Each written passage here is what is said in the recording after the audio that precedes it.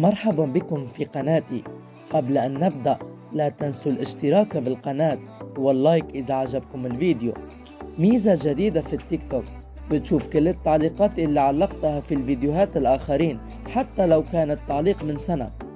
أولا ادخل التيك توك،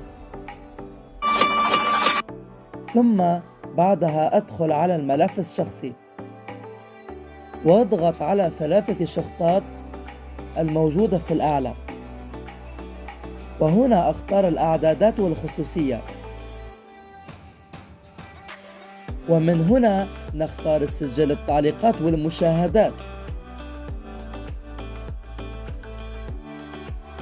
رح يظهر لك خياران: خيار سجل المشاهدة وخيار سجل التعليقات، وهنا سوف تجدون كل التعليقات والفيديوهات الذي علقتها ورأيتها. وهنا المشاهدات، وهون بيكون خلص الفيديو.